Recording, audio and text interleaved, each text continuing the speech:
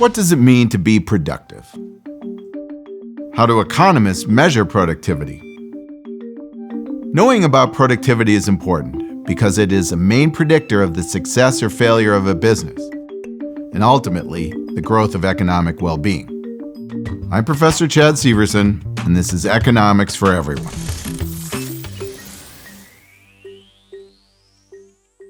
Productivity is an important topic in economics for many reasons. Formally, we define productivity as how much output producers obtain from each unit of input.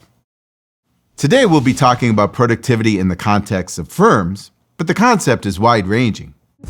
Think about, for example, academic productivity, the ability you have to convert time inputs, like time in class or doing homework, into completed assignments or improved exam scores.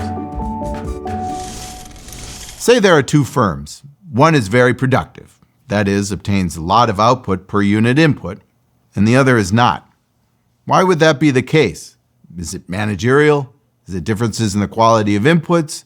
Is it the amount of labor? To investigate these types of questions, we first need to measure productivity.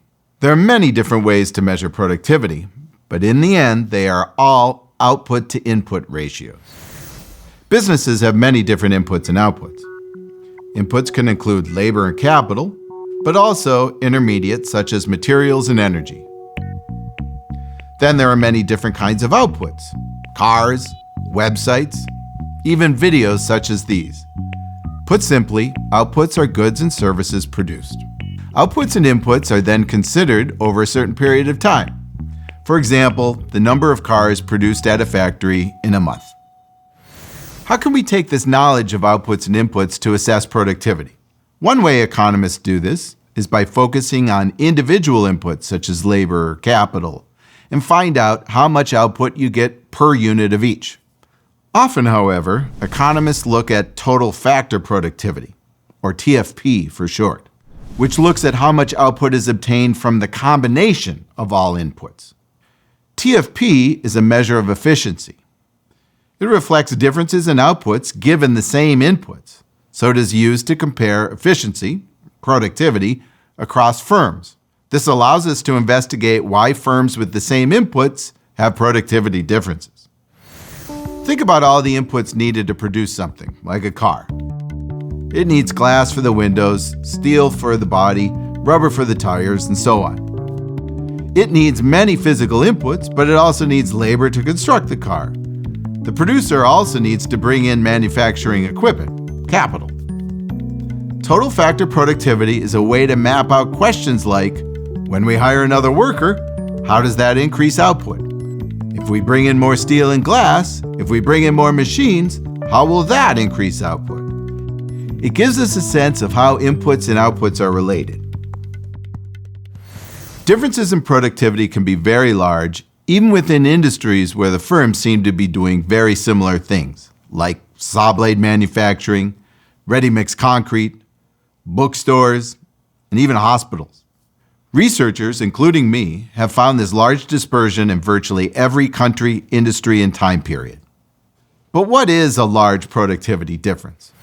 Well, if you line up producers in an industry from least to most productive, it isn't unusual to find that producers who perform better than 90% of the others obtain twice as much output from the same measured inputs, capital, labor, energy, and materials, as the bottom 10%. Productivity is a main predictor of the success or failure of a business.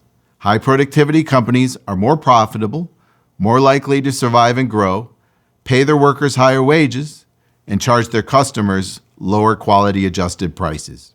So even if you don't own a business, as a consumer or a supplier of labor, a business's productivity is very important to you. Ultimately, productivity is important for the whole economy. What does economics tell us about what determines productivity? There are two broad sets of factors. One, things that, at least in concept, are within businesses' control. Levers businesses can pull. And two, aspects of the operating environment, external factors. The first category consists of things such as managerial practices and talent, research and development activities, and more.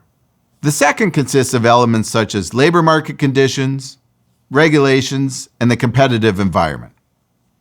Economists have and continue to study both of these categories. Productivity is hugely important for firms' success and, more broadly, determining increases in economic well-being. Research offers insights as to what levers firms can pull to increase productivity, both within producers and across them. Now you know about productivity and can think about how this affects your life, especially if you aspire to be a future business owner or manager, because economics is for everyone.